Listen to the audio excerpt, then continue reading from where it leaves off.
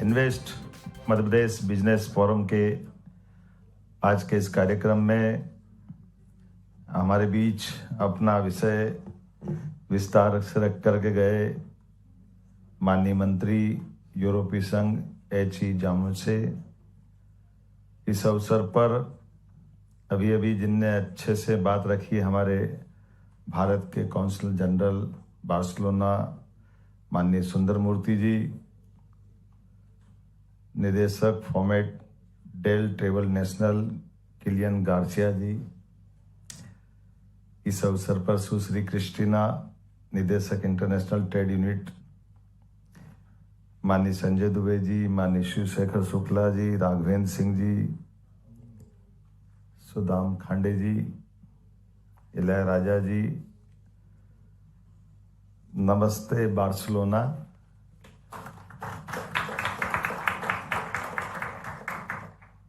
सॉलिडोस Barcelona.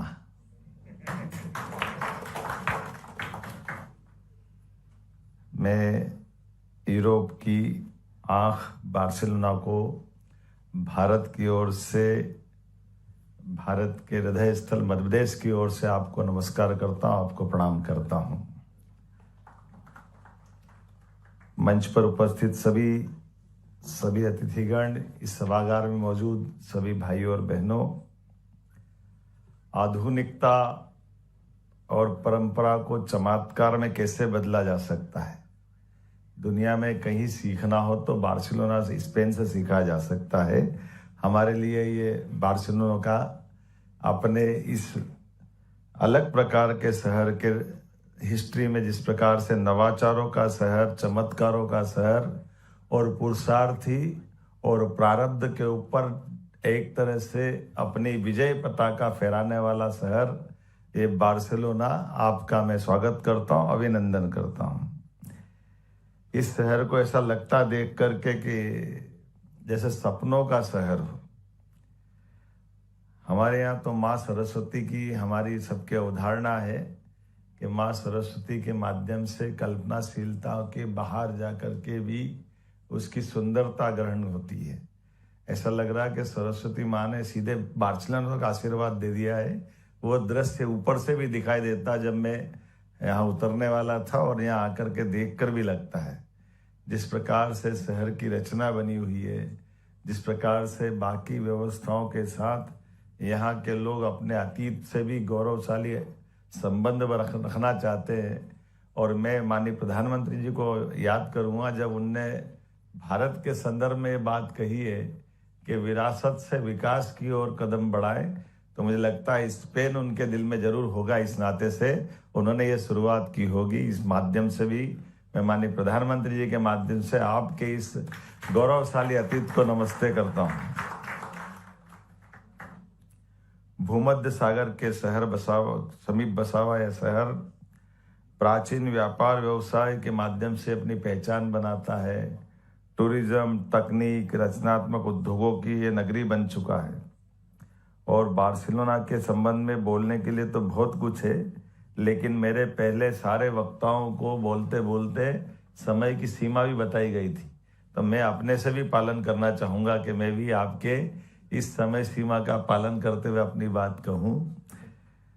बातें सारी आ गई है, चाहे खेल हो, कला हो, पर्यटन हो, प्रौद्योगिकी हो। बार्सिलोना ने विकास और नवाचार का एक नया मार्ग दिखाया है। जिस प्रकार से बार्सिलोना ने वैश्विक नवाचार और संस्कृति को प्रोत्साहित किया है, मध्य प्रदेश भी स्थिर शासन, सरल प्रक्रियाओं और तेज निर्णय की क्षमताओं के आधार पर दुनिया का विश्वास जीतने में ठोस कदम उठा रहा है। मैं ये आपको ये आश्वस्त कर सकता हूँ राज्य सरकार के मुखिया के नाते से। हमारे लिए भारत के संदर्भ में तो सारी बातें आई चुकी है। दुनिया की सबसे बड़ी चौथी अर्थव्यवस्था में भारत अपने स्थान पर है और कुछ समय बाद ये तीसरे स्थान तक भी अपने परिश्रम और पुरुषार्थ से पहुंचेगा। ये माननीय नरेंद्र मोदी जी का चमत्कार, माननीय प्रधानमंत्री जी का चमत्कार दुनिया देख रही है, एहसास कर रही है। उनकी प्रेरणा से make in India, digital India, startup India, ऐसे कई औद्योगिक विकासों की नई दिशाएं प्रारंभ हुई है। दोनों देशों के लिए स्पेन के संदर्भ में अगर कहूं तो भारत और स्पेन के दोनों के बीच लोकतंत्र, नवाचार, मानवता के साझा मूल्यों पर दोनों देश खड़े दिखाई दे रहे हैं। हमारे द्विपक्षीय व्यापार में भी 9 बिलियन अमेरिकी डॉलर को हमने पार किया है। 230 से अधिक स्पेनिश कंपनियां भारत में सक्रिय है और 80 तो भारत से आकर स्पेन में सक्रिय है। C-295 एयरक्राफ्ट डील जैसे रक्षा समझौतों ने हमारी तकनीक, सहयोग और औद्योगिक विकास को नई गति दी है। डिफेंस सेक्टर में भी हमारी ऐतिहासिक साझेदारी हुई है, जिसमें कई सौ विमान या कई प्रकार की हमारी आपस की व्यापारिक संभावनाओं पे हमने अपनी ठोस गति बढ़ाई है। मध्य प्रदेश के संदर्भ में अगर मैं कहना चाहूँगा तो ऐसा लगा कि यहाँ जिस प्रकार की मध्य प्रदेश की और स्पेन की हमारी यात्रा प्रारंभ करने के पहले जो कल्पनाशीलता थी, मुझे लगा कि वो सच्चे अर्थों में कई देशों में गया, लेकिन सबसे ज़्यादा आनंद कहीं आया तो स्पेन में आपके बीच मिलकर के आनंद आया। मुझे इस बात की प्रसन्नता। एक एक चीज स्पेन ने अपने सभी प्रकार के अलग अलग सेक्टर में, इंडिटेक्स में जब मैं कल गया था तो काटन तो हमारा, और काटन के माध्यम से कपड़े की दुनिया में बेताज बादशाह बनने की जो क्षमता यहाँ हासिल हुई है, ऐसा लगा दो बिछड़े भाइयों की ताकत का एक बड़ा मुकाम हमारा रेडीमेड गारमेंट्स का या टेक्सटाइल का भी है। ये मुकाम मुझे यहाँ आके अपने आत्मविश्वास को और मजबूत करने का मौका मिला है। और उससे अच्छी बात जो एहसास होती है कि आमतौर पर व्यापार व्यवसाय करते करते व्यापार के साथ इथिक्स की बात पीछे छूट जाती है। जब धन कमाने जाते हैं तो धन कमाते कमाते उससे जुड़ी हुई मानवीय मूल्यों की जो भावना है, उस भावनाओं में हमारी कहीं ना कहीं ज्यादती हो जाती है, कहीं अन्याय हो जाता है। लेकिन मुझे इस बात की प्रसन्नता है, जब हमने हमारी कपास की उत्पादकता के आधार पर, जब मैं इंडिटेक्स में कपड़े की इंडस्ट्री के साथ गया, मेरे साथ कई हमारे अपने वहाँ से जुड़े हुए उस रोजगार के आधार पर इंडस्ट्रियलिस्ट भी थे, तो जिस प्रकार से वहाँ बात हुई वो हमारे संबंधों को और प्रगाढ़ करती। जब उनने कहा कि आप एनर्जी भी अगर उपयोग करते हैं, बिजली उपयोग करते हैं, तो ग्रीन एनर्जी होना चाहिए। और जब हमने उनको बताया कि आपकी लिमिट क्या है, तो उनने कहा 35-40 तक उनने लिमिट ग्रीन एनर्जी से सब कुछ उत्पादन का है। हमने कहा ये 30-40 की छोड़ो, हमारे यहाँ 3 साल के अंदर हमारे सभी प्रकार के किसानों के लिए 32 लाख सोलर एनर्जी के पंप हम देने वाले हैं। हम उसी भाव से आगे बढ़ रहे हैं जिस ढंग से आपकी कल्पना है। और केवल एक नहीं, मध्य प्रदेश के अंदर हमारी जितनी कुल उत्पादकता बिजली की है, उस उत्पादकता में आधी से ज्यादा ग्रीन एनर्जी हम अपने सोलर से, विंड से, पावर स्टोरेज से न केवल देश के लिए बल्कि दुनिया के लिए एक आदर्श राज्य बनने की तरफ हम ठोस कदम बढ़ा रहे हैं। मुझे इस बात की प्रसन्नता है। जब जैविक कपास की बात आती है, सभी प्रकार की फसल उत्पादन की बात आती है, सभी क्षेत्रों में समान रूप से मध्य प्रदेश ने अपनी गति बढ़ाई है। और इसी के साथ साथ हमारी अपनी भावनाओं के बलबूते पे देखें, मैं आबादी का रेशो जोड़ रहा था कि बदलते दौर में भारत ने क्या प्रगति की है। हमको गर्व होता है ये सुनकर के कि इसी देश भारत ने, आप पूरे यूरोपियन सभी देशों की आबादी जोड़ लो तो लगभग 74 करोड़ की आबादी अपने यूरोपियन देशों की है, लेकिन भारत 80 करोड़ लोगों को अपने संसाधनों से निःशुल्क अपना भोजन कराने के सामर्थ्य रख रहा है। ये हमारे लिए गौरव की बात है, जिस आधार पर भारत अपनी गहराई बता रहा है। जितनी आबादी हमारी स्पेन की है, इतने लोगों को तो आवास देने का संकल्प माननीय मोदी जी के माध्यम से कि हाँ, निःशुल्क आवास हमारे लोगों को देने के लिए अपनी क्षमता होना चाहिए। उसमें से बड़ा आंकड़ा मध्य प्रदेश की तरफ से भी हमने अपना कंट्रीब्यूशन मिलाते हुए खड़ा कर दिया है, जिसके आधार पर हमारी जो जीवन के मूलभूत अधिकारों के लिए मनुष्यता के साथ संबंध होना चाहिए, तो न केवल उनके खाने के, रहने के, उनकी अपनी बाकी पढ़ाई से लेकर के सभी व्यवस्था तक, लेकिन आपने उससे आगे बढ़ते हुए हमारे प्राकृतिक रूप से भी उन बातों का आग्रह किया है जो हजारों लाखों साल से भारतीय अपने उन प्राकृतिक संबंधों के बलबूते पर संस्कृति को लेकर के दुनिया में अलग से गौरव हासिल करते आए। इसलिए इकबाल ने कहा कि कुछ बात है कि हस्ती मिटती नहीं हमारी। वो कुछ बात में एक महत्व की बात यही है जो जियो और जीने दो में विश्वास करती है। हमारे साथ ये साझा संबंध न केवल व्यापारिक दृष्टि से बल्कि मानव मूल्यों की दृष्टि से भी ऐतिहासिक रोल अदा करेंगे।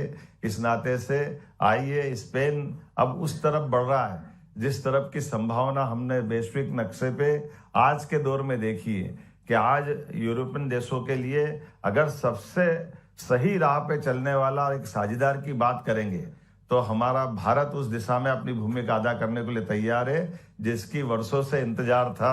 और भारत के साथ यशस्वी प्रधानमंत्री के नेतृत्व में मध्य प्रदेश भी कदम से कदम मिला करके उसी प्रकार से बढ़ रहा है, जब न केवल हमारे टूरिज्म में बल्कि नई टेक्निक में, अलग अलग प्रकार के एजुकेशन के सेक्टर में, हेल्थ के सेक्टर में, फूड इंडस्ट्री, और खासकर आज जब मैं यहाँ सवेरे उस मार्केट में गया जहाँ हमने खास करके आपके यहाँ के सभी प्रकार के फल, फूल, सब्जी, उसके मार्केट के आधार पर जो रचना बनाई है, हमने तो वहीं बात भी की थी। और ये उसी प्रकार से जब हमारे अपने ये जो फूड सप्लाई चेन को संभालते हुए दुनिया के अंदर एक अलग प्रकार से स्पेन ने अपनी जगह बनाई है, तो डेटा सेंटर में भी कल हमने जो निर्णय किया और हमारी काम करने की गति भी आपको दिखाई देगी कि कल हमने डेटा सेंटर का, उनकी टेक्नोलॉजी को समझने का प्रयास किया और आज मध्य प्रदेश सरकार की ओर से MOU कर लिया है। ये बदलते दौर में भारत के अपनी प्रगति का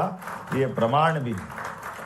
और कितना अच्छा लगा जब वो हमारे साझेदार ने हमारी भारतीय टाई को गौरवान्वित किया। हमारा सबका 56 इंच का सीना हो गया कि हाँ, आज के इस दौर में हमारे अपने उत्पाद को लेकर के एक आत्मीयता का रिश्ता भी बनाने की जरूरत है और बाकी लोगों को प्रेरणा देने की जरूरत भी है।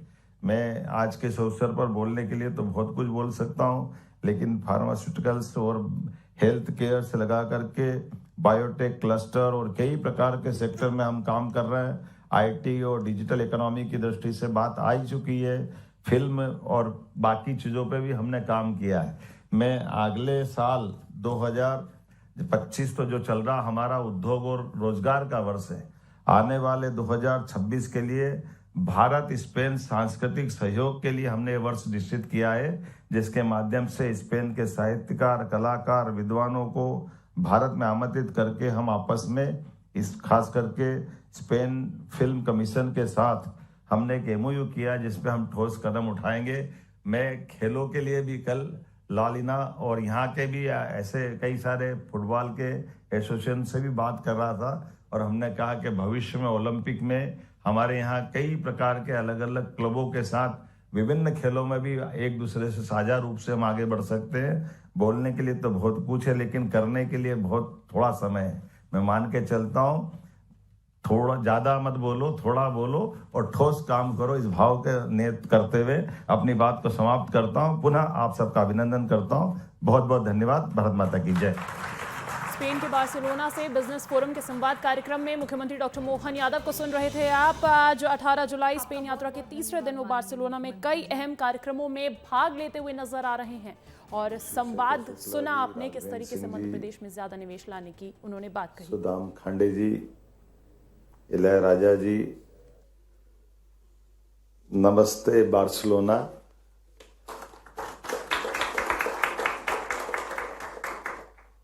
सॉलिडोस बार्सिलोना।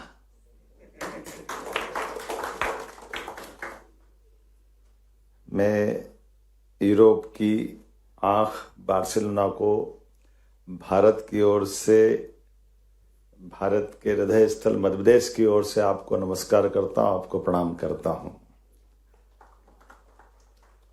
मंच पर उपस्थित सभी अतिथिगण, इस सभागार में मौजूद सभी भाइयों और बहनों, आधुनिकता और परंपरा को चमत्कार में कैसे बदला जा सकता है।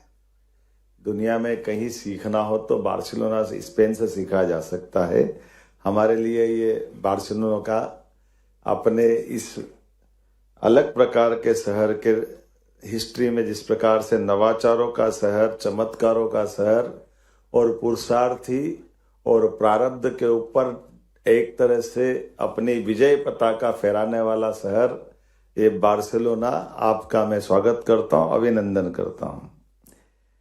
इस शहर को ऐसा लगता देख करके कि जैसे सपनों का शहर हो। हमारे यहाँ तो माँ सरस्वती की हमारी सबके अवधारणा है कि माँ सरस्वती के माध्यम से कल्पनाशीलता के बाहर जाकर के भी उसकी सुंदरता ग्रहण होती है। ऐसा लग रहा है कि सरस्वती माँ ने सीधे बार्सिलोना का आशीर्वाद दे दिया है। वो दृश्य ऊपर से भी दिखाई देता जब मैं यहाँ उतरने वाला था और यहाँ आकर के देखकर भी लगता है जिस प्रकार से शहर की रचना बनी हुई है, जिस प्रकार से बाकी व्यवस्थाओं के साथ यहाँ के लोग अपने अतीत से भी गौरवशाली संबंध रखना चाहते हैं। और मैं माननीय प्रधानमंत्री जी को याद करूँगा जब उनने भारत के संदर्भ में ये बात कही है कि विरासत से विकास की ओर कदम बढ़ाएं, तो मुझे लगता है स्पेन उनके दिल में जरूर होगा। इस नाते से उन्होंने ये शुरुआत की होगी। इस माध्यम से भी मैं माननीय प्रधानमंत्री जी के माध्यम से आपके इस गौरवशाली अतीत को नमस्ते करता हूं।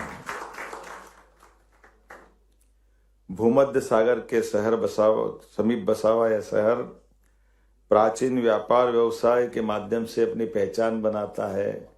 टूरिज्म, तकनीक, रचनात्मक उद्योगों की ये नगरी बन चुका है। और बार्सिलोना के संबंध में बोलने के लिए तो बहुत कुछ है, लेकिन मेरे पहले सारे वक्ताओं को बोलते बोलते समय की सीमा भी बताई गई थी, तो मैं अपने से भी पालन करना चाहूँगा कि मैं भी आपके इस समय सीमा का पालन करते हुए अपनी बात कहूँ। बातें सारी आ गई है, चाहे खेल हो, कला हो, पर्यटन हो, प्रौद्योगिकी हो। बार्सिलोना ने विकास और नवाचार का एक नया मार्ग दिखाया है। जिस प्रकार से बार्सिलोना ने वैश्विक नवाचार और संस्कृति को प्रोत्साहित किया है, मध्य प्रदेश भी स्थिर शासन, सरल प्रक्रियाओं और तेज निर्णय की क्षमताओं के आधार पर दुनिया का विश्वास जीतने में ठोस कदम उठा रहा है। मैं ये आपको ये आश्वस्त कर सकता हूँ राज्य सरकार के मुखिया के नाते से।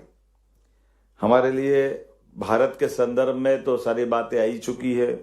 दुनिया की सबसे बड़ी चौथी अर्थव्यवस्था में भारत अपने स्थान पर है और कुछ समय बाद ये तीसरे स्थान तक भी अपने परिश्रम और पुरुषार्थ से पहुंचेगा। ये माननीय नरेंद्र मोदी जी का चमत्कार, माननीय प्रधानमंत्री जी का चमत्कार दुनिया देख रही है, एहसास कर रही है। उनकी प्रेरणा से make in India, digital India, startup India, ऐसे कई औद्योगिक विकासों की नई दिशाएं प्रारंभ हुई है।